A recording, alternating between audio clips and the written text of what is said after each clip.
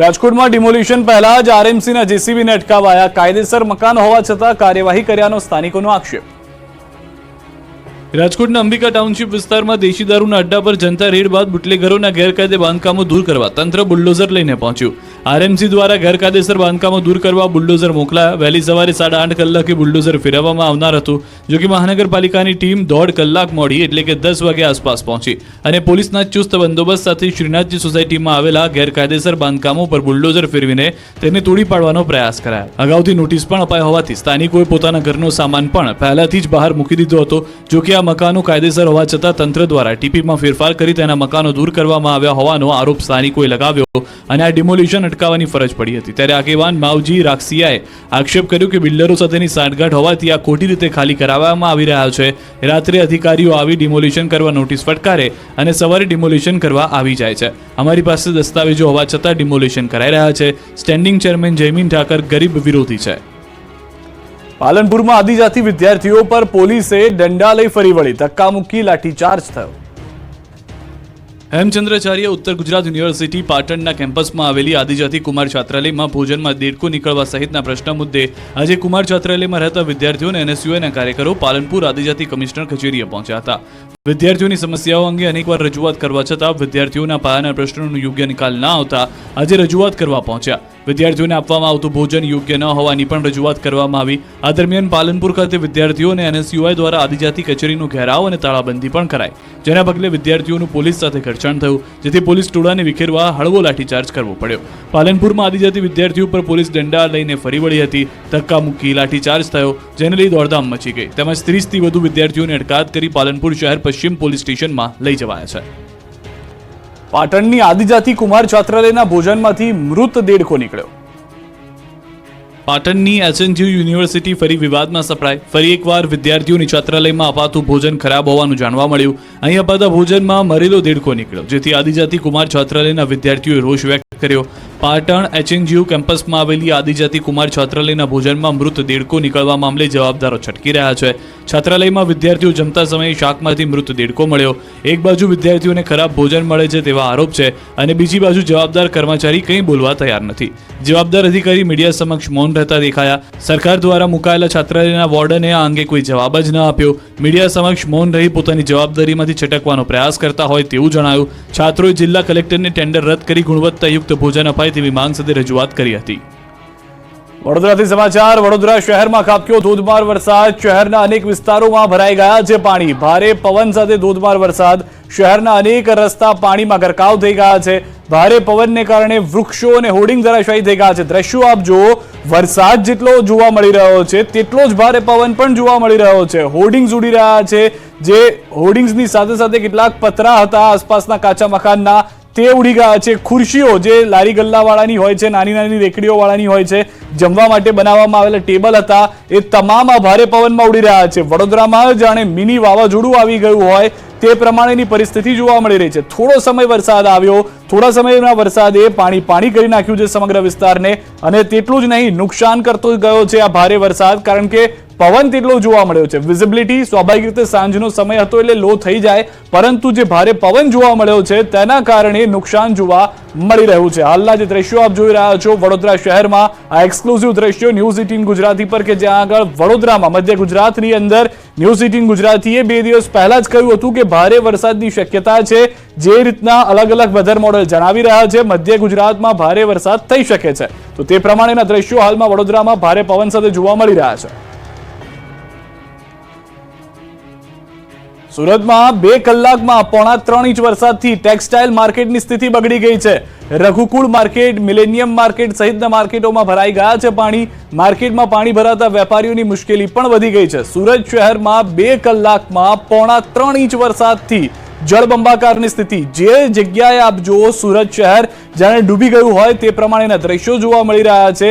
જે પશ્ચિમ બંગાળની સિસ્ટમ આવી છે, ભારે વરસાદ લાવવાની આગાહી કરવામાં આવી હતી, તે પ્રમાણેના દ્રશ્યો જોવા મળી રહ્યા છે. થોડો સમય જ વરસાદ થાય, પરંતુ તેટલો ભયંકર વરસાદ થાય કે પાણી થઈ જાય, જાણે પૂર આવી ગયું હોય, અતિવૃષ્ટિની પરિસ્થિતિનું નિર્માણ થઈ ગયું હોય તેવા દ્રશ્યો જોવા મળ્યું છે. જે આગાહી હતી તે પ્રમાણેની પરિસ્થિતિ હાલમાં જોવા મળી રહી છે. રઘુકુળ માર્કેટ, મિલેનિયમ માર્કેટના દ્રશ્યો આપ જોઈ રહ્યા છો કે જ્યાં આગળથી પાણી કાઢવામાં આવી રહ્યું છે. કેટલાક વેપારીઓને નુકસાન થયા હોવાની પણ પ્રાથમિક જાણકારી મળી રહી છે. સુરતમાં હજી પણ અનેક વિસ્તારો એવા છે કે જે ભારે વરસાદની ચપેટમાં છે. કેટલાક વિસ્તારોની અંદર બાઇક ચાલકો કેડસમાં પાણીમાંથી પસાર થઈ રહ્યા છે.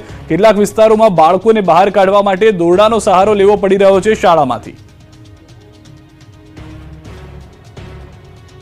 તો શહેરમાં જળબંબાકારની સ્થિતિ ફક્ત સુરત પૂરતી નહીં, દક્ષિણ ગુજરાતના મોટાભાગના વિસ્તારોમાં જોવા મળી રહી છે કે જ્યાં આગળ ભારે વરસાદ થવાને કારણે મોટાભાગના વિસ્તારો પાણી થઈ ગયા છે. હાલમાં જે રીતે આપ જોઈ રહ્યા છો, જાણે દાદરા પરથી વરસાદ થઈ રહ્યો હોય, ધોધમાર જે ઝરણા વહેતા હોય તેવા દ્રશ્યો જોવા મળી રહ્યા છે. સૌથી વધારે મહત્વની વાત કે આ ફક્ત સુરત શહેરના એક માર્કેટના દ્રશ્યો છે, પરંતુ આ પરિસ્થિતિ સમગ્ર શહેરની થઈ ગઈ છે. જે જાણકારી હાલમાં અમને મળી રહી છે તે પ્રમાણે સુરતના અનેક વિસ્તારોમાં વીજ કનેક્શન પણ ખોરવાઈ ગયું છે.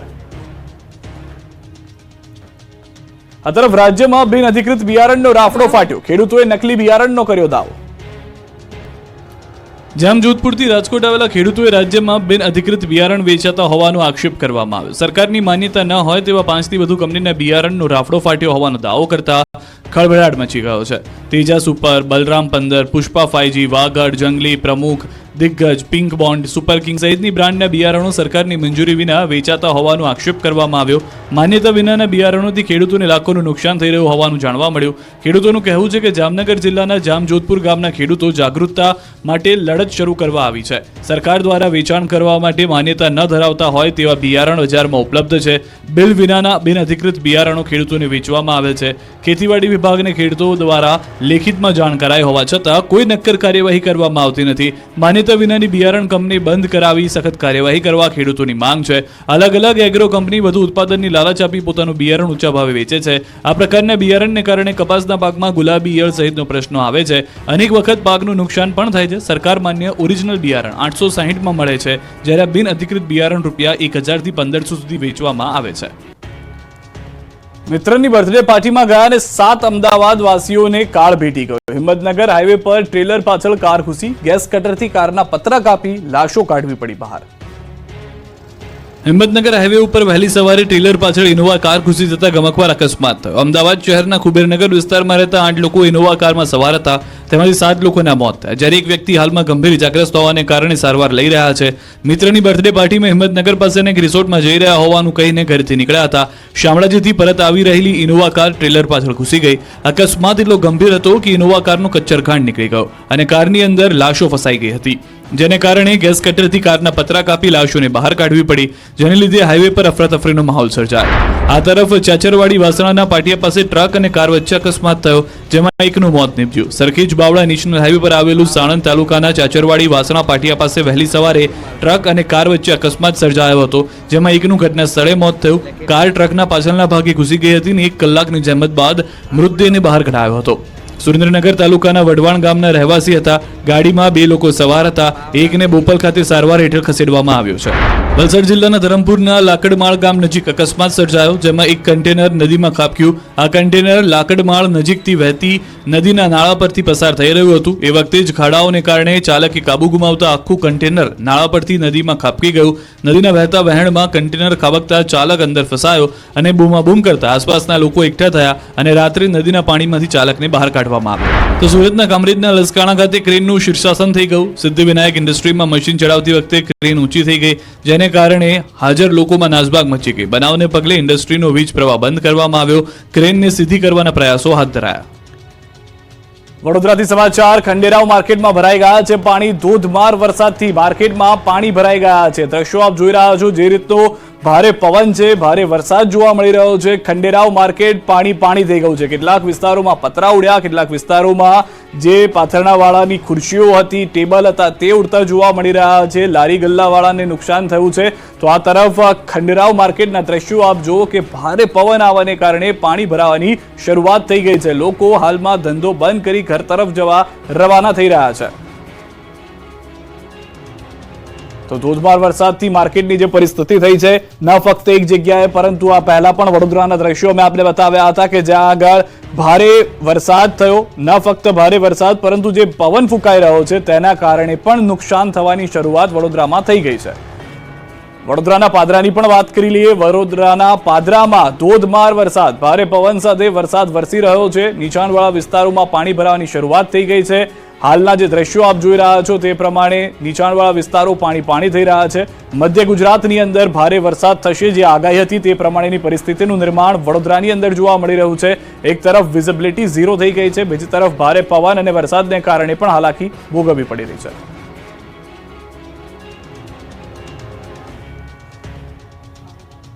હાલોલમાં વરસાદમાં વીજ પુરવઠો ખોરવાતા વીજ કંપનીના કર્મીની ધોલાઈ. પંચમહાલના સબસ્ટેશનમાં મારામારી થઈ હતી. હાલોલના તરખંડામાં ભારે વરસાદના પગલે વીજ પુરવઠો ખોરવાયો. વીજળીના ધાંધિયાના કારણે એક વ્યક્તિ ગુસ્સે ભરાયો અને તરખંડા જેટકો સબસ્ટેશનમાં ધસી આવ્યો અને સબસ્ટેશનનો ઓપરેટર કંઈ સમજે તે પહેલા જ તેને મારવા લાગ્યો. લાફાવાળી કરી કંપનીના ઓપરેટરને ફરજ દરમિયાન મારી યુવક બિંદાસ રવાના થઈ ગયો ત્યારે એક વ્યક્તિ બચાવવા આવ્યો હતો. તાપીથી સમાચાર. વ્યારા એપીએમસી માર્કેટમાં હંગામો થયો છે. કેટલાક ગુસ્સે ભરાયેલા ખેડૂતો દ્વારા તોડફોડ કરવામાં આવી છે. પ્રાથમિક તબક્કે યોગ્ય ભાવ ન મળતા કેટલાક ખેડૂતો ગુસ્સે ભરાયા અને તોડફોડ કરી છે. વજન કાંટા સહિત શાકભાજીના કેરેટની તોડફોડ કરી છે. વ્યારા પોલીસ ઘટના સ્થળે પહોંચી પરિસ્થિતિ પર કાબુ મેળવ્યો. ખેડૂતોને ભીંડાના ભાવ યોગ્ય ન મળતા તોડફોડ કરાઈ હોવાનું પ્રાથમિક તારણ છે. બંધ થયેલ ભીંડાની હરાજી પોલીસની દરમિયાનગીરીથી ફરી શરૂ કરવામાં આવી છે. રાજકોટના ઉપલેટાના ગામડાઓમાં પહોંચ્યા દીપડો, ખેડૂતોમાં ફફડાટ. ગુજરાતમાં દીપડાનો આતંક દિવસે ને દિવસે વધી રહ્યો છે. જંગલ વિસ્તારની બદલે હવે શહેરોનું વાતાવરણ વધુ માફક આવી રહ્યું હોય તેવું લાગે છે, કેમ કે હવે રાજકોટના ઉપલેટાના ગઢાળા ગામ સુધી દીપડો પહોંચી ગયો. ગઢાળા ગામમાં 6 મહિનામાં 6 વાર દીપડાએ આંટા ફેરા માર્યા. 6 પશુઓનો શિકાર કરતા ગામમાં દહેશત ફેલાઈ. આદમખોર દીપડો વન વિભાગની પકડમાં ન આવતા ગામના લોકો પોતાના ખેતરે પણ જઈ શકતા નથી.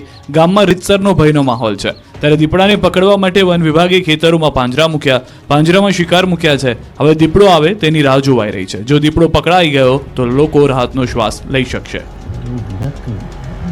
ખોરાકની શોધમાં ભરૂચમાં પોલ્ટ્રી ફાર્મમાં પહોંચ્યો છે કોબરા. દીપડાના આતંક બાદ હવે ભરૂચમાં ઝેરી કોબરા સાપનો કહેર જોવા મળી રહ્યો છે. ભરૂચના આમોદના રેવા શુગર પાસેના ફાર્મમાં શિકારની શોધમાં ઝેરી કોબરા આવી ચડ્યો હતો. કોબરા આવતા પોલ્ટ્રી ફાર્મમાં અફરાતફરી મચી ગઈ. કોબરાએ મરઘીના બચ્ચાનો શિકાર કરતા ડરનો માહોલ ઊભો થયો. આ અંગેની જાણ સાપ પકડ ટીમને કરવામાં આવતા રેસ્ક્યુ માટે ટીમ પહોંચી. કલાકોની મહેનત બાદ પોલ્ટ્રી ફાર્મમાંથી સાપનું મહા મહેનતે રેસ્ક્યુ કરાયું હતું.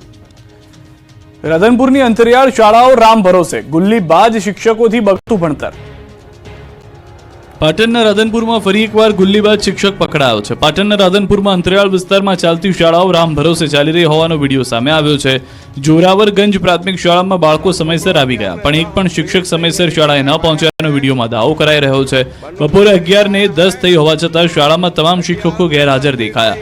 રાધનપુરના સામાજિક આગેવાનોને વાયરલ કરેલા વિડીયોમાં બાળકો શિક્ષકોની રાહ જોતા દેખાઈ રહ્યા છે. ગુલ્લીબાજ શિક્ષકોને જાણે મોકળું મેદાન મળી ગયું હોય તેમ શાળા શરૂ થયા બાદ પણ શિક્ષકો ગેરહાજર દેખાયા. તો બીજી તરફ શાળામાં અભ્યાસ માટે આવેલા બાળકો સફાઈ કામ કરતા પણ દેખાયા. શાળામાં એક બાજુ શિક્ષકો ગેરહાજર છે તો બીજી બાજુ બાળકો કામ કરી રહ્યા હોવાનો વિડીયોમાં દાવો કરાઈ રહ્યો છે. 11:10 થઈ. એકે સાહેબ આયા હે? નથી આયા ને? એકે સાહેબ નથી આયા. 11:10 થઈ છે, એકે નથી આયા ને? સાવલીમાં 60 વર્ષના વૃદ્ધા પર જીવતો વીજ વાયર પડ્યો. વડોદરાના સાવલીમાં વીજ કંપનીની ઘોર બેદરકારી જોવા મળી. એક વૃદ્ધા પાણી ભરવા પોતાના ઘરની બહાર ઊભા હતા ત્યારે જ તેમની ઉપર જીવંત વીજ વાયર પડતા વૃદ્ધાનું ઘટના સ્થળે જ મોત થયું. તંત્રના પાપે વૃદ્ધાનો જીવ જતા પરિવારમાં રોષ ફેલાયો. સાવલીમાં પોઈચા ચોકડી પાસે વસાહતમાં સવારે મંગુબેન વસાવા પાણી ભરવા માટે ઘરની બહાર ઊભા હતા. તે સમયે અચાનક વીજળીનો જીવતો વાયર વૃદ્ધા પર પડતા ઘટના સ્થળે જ તેમનું મોત નીપજ્યું. બનાવને પગલે લોકટોળા ઉમટી પડ્યા. વીજ વાયરોની દહેશત પ્રસરી હતી. MGVCLની બેદરકારીને લીધે મોત થયાનો સ્થાનિકો અને મૃતકોના પરિવારજનોએ આક્ષેપ લગાવ્યો. બનાવની જાણ સાવલી પોલીસને થતા ઘટના સ્થળે પહોંચી કાયદેસરની કાર્યવાહી હાથ ધરી અને મૃતકના મૃતદેહને PM અર્થે સાવલી સામૂહિક આરોગ્ય કેન્દ્ર ખાતે ખસેડવામાં આવ્યો. બનાવને પગલે સમગ્ર તાલુકામાં ચકચાર મચી જવા પામી હતી.